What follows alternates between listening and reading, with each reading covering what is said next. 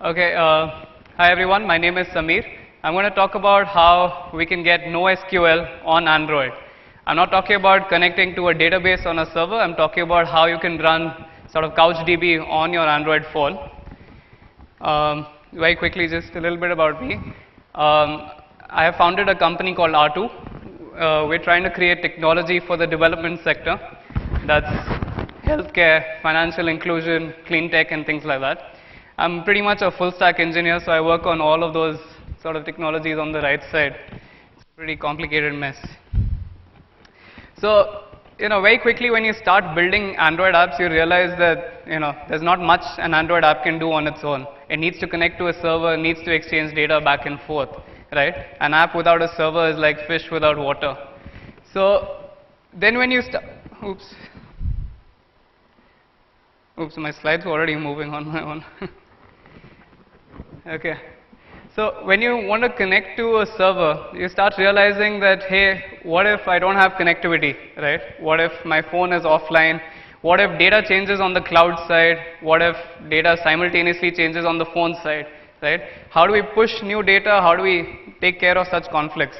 So that's where, the developer's stress really goes up. So it's time to relax because there's CouchDB exactly for these reasons. CouchDB is this relatively new database, NoSQL database.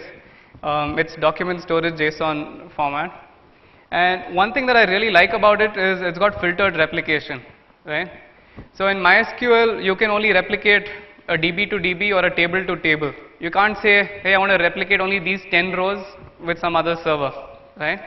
In CouchDB, you can do that. You can say, I want to replicate only these rows which match a particular condition or any kind of criteria.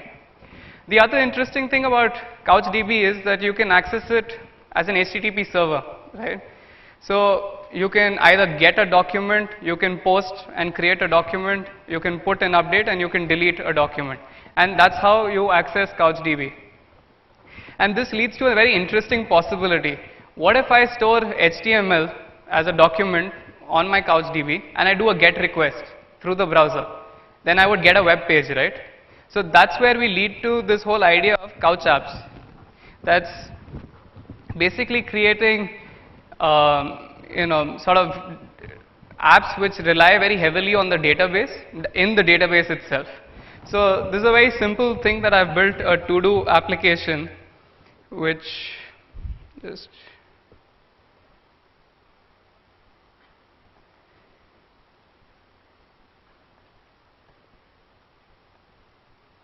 okay.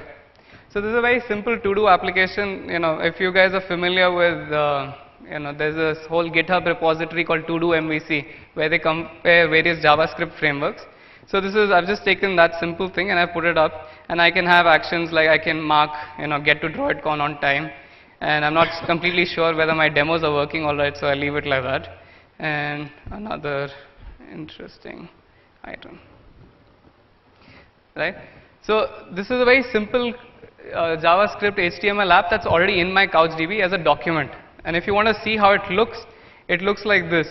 This is sort of some things called views, and when you go slowly down, you'll see sort of backbone has been added and things like that. Okay.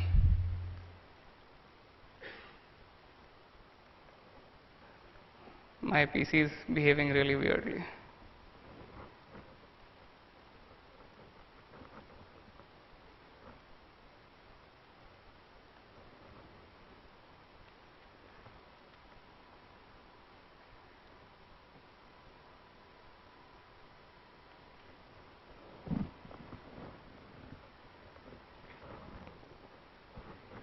Okay.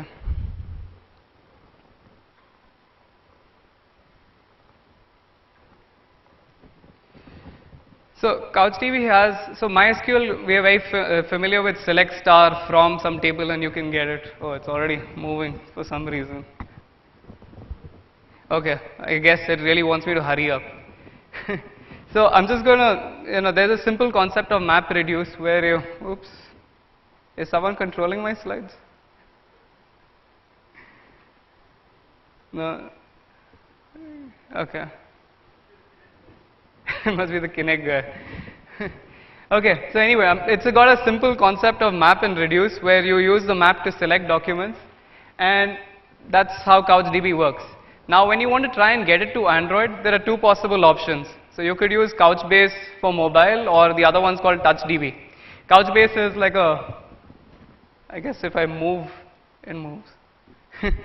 Okay, so Couchbase mobile is, sorry, you know, it stores its data on the SD card. It's run as a service. It's got the complete Couch API, and you can even seed it with data. So you can put an initial dump, and when it installs on the device, it opens up with data, right? And the only challenges are that, okay, I'm really sorry. Why am I? I don't know why am I. No, I think my mouse is behaving weirdly. Just a sec. I mean, is my bag there? Is my bag there? Oh, there. Sorry, Costa behind you. Yeah. So, so Couchbase, the big challenge with that is that it depends on ARM7. Actually, it depends on SpiderMonkey, which is a library by Mozilla, and Mozilla doesn't seem to create, a version for ARM6 and lower. So.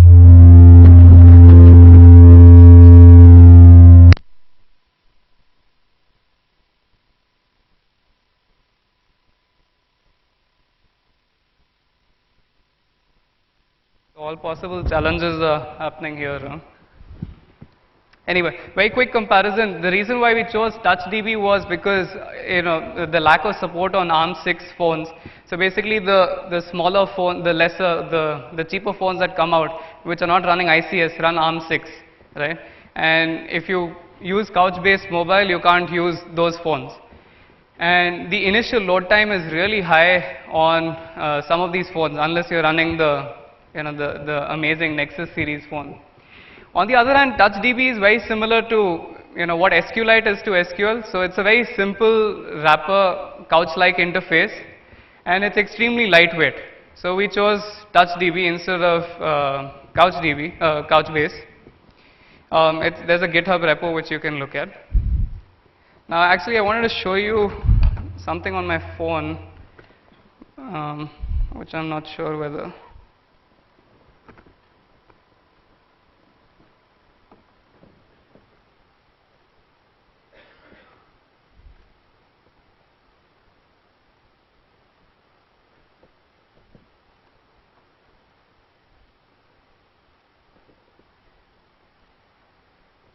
Okay.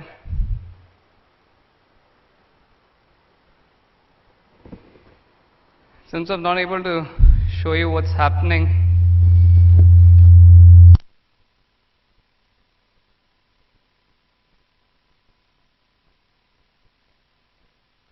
very sorry about this, guys. What I wanted to show you was my logcat. This is actually showing how I wanted to show you replication. How when the app that we saw initially, the to-do items, I wanted to show you how it could replicate. And if you see the rows over here, you can see that it's actually exchanging documents, right? Some of those things like another interesting item and things like that. And the moment you touch it over here and you change the data, it reflects on the server. And in case there's a conflict, you can program it to, dynamically you can tell it which entry to take. Right? So it stores all the conflicts together. You can pull the particular conflict and update it. I think I'll just stick to my slides because I'm running out of time. And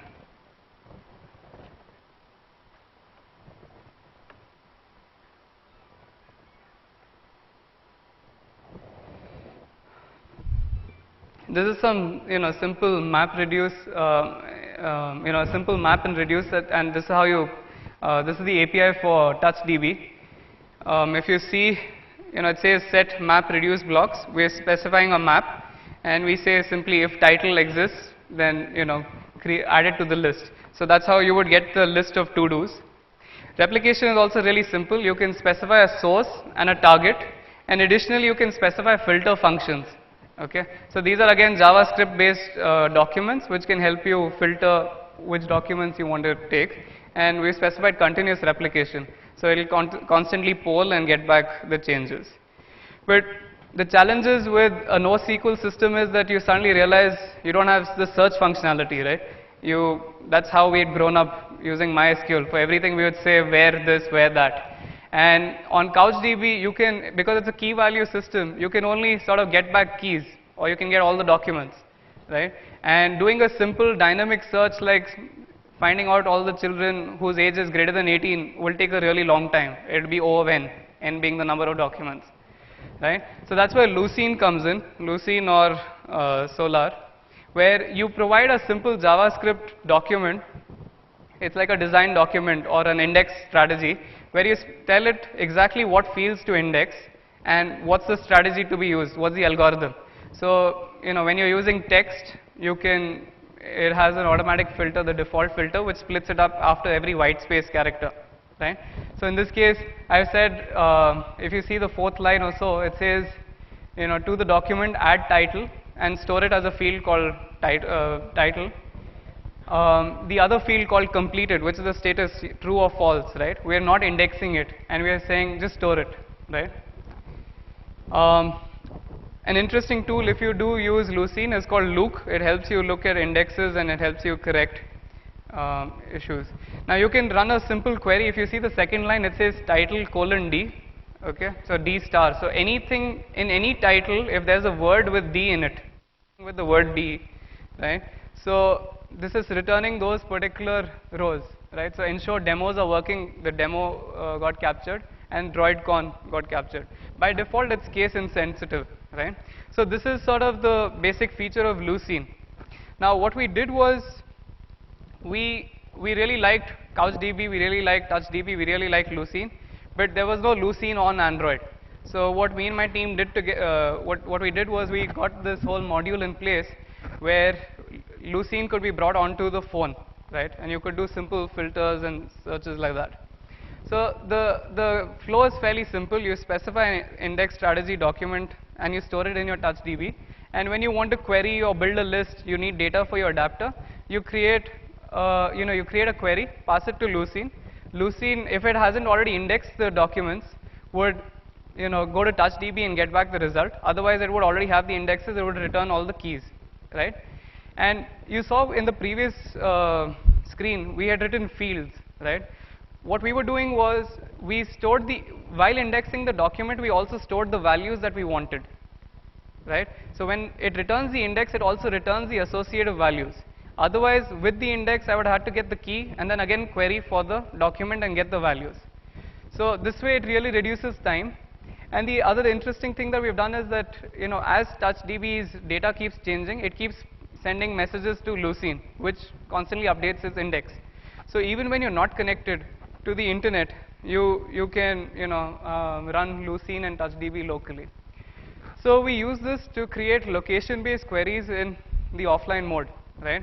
So imagine a user who's going out there to complete some tasks. They may or may not have connectivity, but as soon as they have connectivity, it synchronizes and gets all the tasks with their latitude, longitude, right? Then locally, what we do is we run a simple bounding box kind of an algorithm, right? Where you specify the top left corner and the bottom right corner, right? This is just a simple thing. So what we did was okay, I'm going to risk this one last time. So by the way, I had demos for all of these things, but unfortunately my system is not able to. I just wanted to show you the query, what the query looks like. So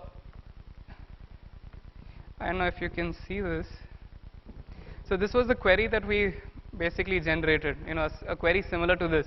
So from your current lat long, which you can get from the GPS, you use a simple formula to find out, convert 5-kilometer radius to a lat long equivalent, and then you supply it to that, and automatically it'll return, it'll return these documents. Interesting thing is, if you can see fetch duration, it says 0. This is 0 milliseconds, and search duration is 1 millisecond. So this is really fast, right? On your phone, it translates to about, maybe 250 milliseconds or so. Right? You just see a simple indeterminate bar, and next moment you see the data. So very quickly, just wanted to highlight some of the challenges that we went through all of this. Now, TouchDB itself is about 1 or 2 MB, additionally, the jar files and things like that. When you add Lucene, it becomes 7 MB of extra storage space, right? And we had multiple apps that were pushing and pulling data. So what we did was we created a service, a separate app, and we ran TouchDB and Lucene in that. And all these other apps basically leverage that one app, right? Now, in the first screen, you had seen the Java code of set map reduce blocks, right, which was Java. Now, you can't send Java through intents or to a service from your activity. So we use Rhino. We basically send JavaScript strings, which were converted into Java in the service, and then it was applied to TouchDB or Lucene, right? So it really reduced, it really made our system extremely flexible. We have 5 or 6 apps that share this data. The other interesting thing is that TouchDB, every time it restarts, it needs to reindex its views. So if you have a lot of data, that can be a big problem. So, the other alternative is to to keep your service running and to ensure that, you don't suck too much of the battery. On CouchDB side, we used, so filters basically are for filtered replication. But the challenge is when you write them in JavaScript, they're really slow. And someone told us write it in Erlang because CouchDB is programmed in Erlang. And that gave us about 30% performance improvement, which wasn't great. So what we did was we used Lucene again. With Lucene, we could get all the documents, right, that met a particular criteria. And then we just skipped all the documents that we read. We just kept inserting all of these documents to the database. And that's how really quickly we could seed our database. Yeah. I think that's what I have for now. We recently celebrated Halloween at office. This was the pumpkin carvings that we did.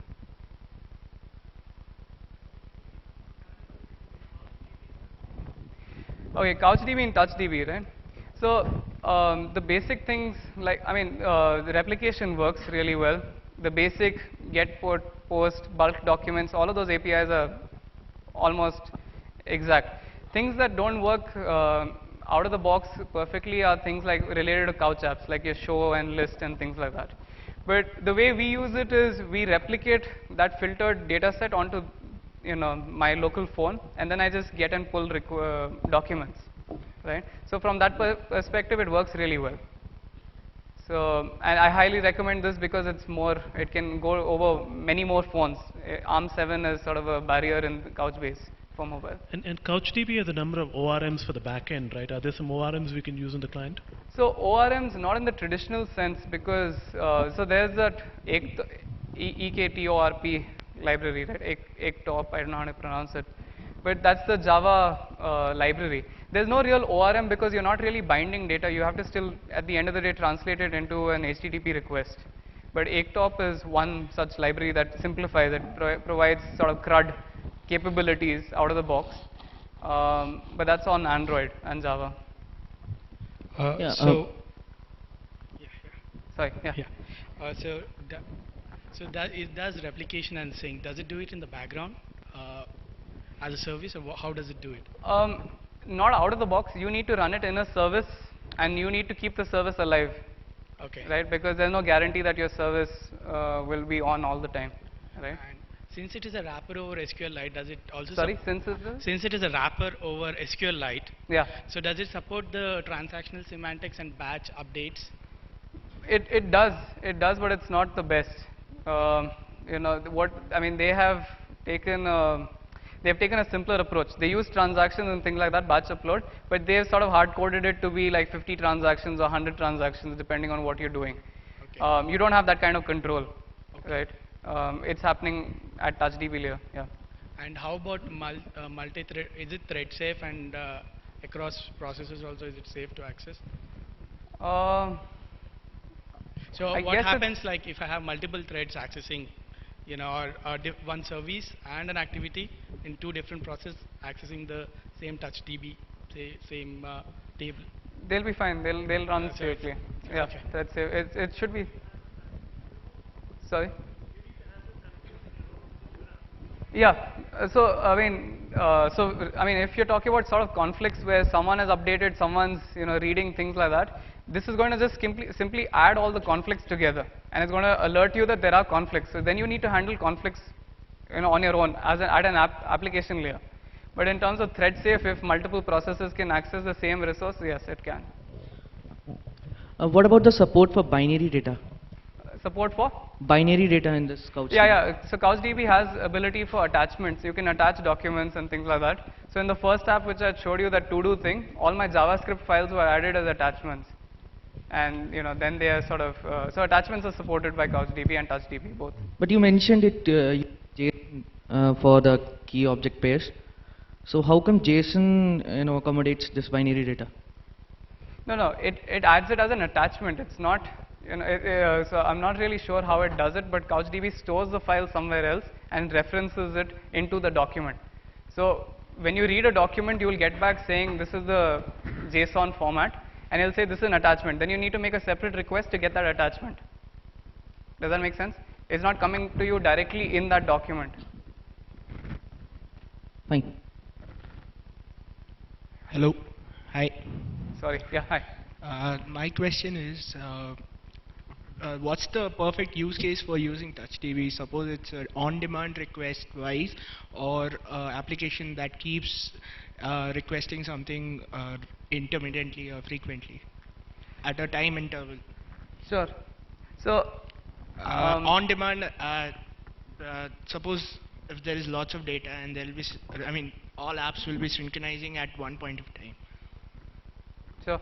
So I wouldn't look at it that way. I would say that if your use case is where you have multiple device clients and you have one server, right, and all of them need to be running to be constantly updated so that they're all seeing the latest information across all of them, then TouchDB CouchDB combination is a great fit. Because otherwise you'll have to write all those web services, MySQL and things like that, which we did, and then we realized that's not efficient and we moved to this. But in terms of whether it's a periodic poll or it's constant poll, there's no real difference, apart from your battery life. Because if it's constantly polling, then you're making you have a lot of HTTP overheads, right? So there's no difference. I wouldn't say there's a difference there. Yeah. Hi. Here. Yeah. Hi. Since you said NoSQL for Android and you're talking about CouchDB, right? Is there anything for MongoDB? I am not sure, but from whatever I've seen, that the CouchDB and its mobile replication is sort of a unique feature, to CouchDB, and I don't think MongoDB has something equivalent. From whatever I know, I might be wrong. But that being said, there were people who had tried to create a MySQL sort of parallel to this, and that wasn't very smart because they were trying to they were passing commands as they were coming and things like that. That was not efficient. CouchDB, so the unique thing about CouchDB is that it really, you can have replication between multiple nodes and nobody needs to be designated as a master. So my device can act like a master to my server and keep pushing information, for replication. I'm not really sure about MongoDB doing that. MongoDB and the, and the mobile equivalent of that. Okay. Yeah. Thanks.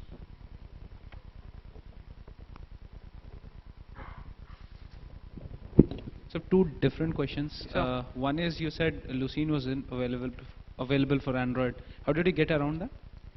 No, so nobody had really ported it, right? So, so you ported it. We ported it. So there was a project called CouchDB Lucene, Okay. right, which was Java and it was designed to work with CouchDB. We took that, we moved it onto Android by by simple port, and then we because TouchDB is not really like CouchDB out of the box, then we had to make all those tweaks for the APIs so that it could work on TouchDB API. Okay. So it was some effort, but it was fun. And it's available. It's available publicly. Okay. Yeah. So the second thing is, want to know where I'm going to use actually a CouchDB kind of database. Two very good use cases for actually using a SQLite kind of database or versus a CouchDB database. So I would say wherever you, I would put it the other way around, right? Wherever you have this scenario where data keeps changing on multiple devices and it needs to be synced across the servers and the devices, then TouchDB, CouchDB combo is very powerful. Because otherwise you would write web service APIs to ensure your MySQL database and SQLite are all constant, right? Sorry, So- I didn't get it. Can you come again? So imagine like everyone over here has a device, an Android phone, and we have one cloud server in Amazon, Yeah. right? Now I'm updating something, you're updating something, everyone is updating something. But at the end of the day, we all want to see what others have done. We all want to get that constant feed on our devices, Yeah. right? So what I type, you can edit it and you can again type over it, and I should get the updated document. Yeah. So handling that in MySQL becomes difficult when you write it on your own, Right. right? Right. It makes a lot more sense to use CouchDB because it supports it out of the box. Okay. Right? Okay, last question.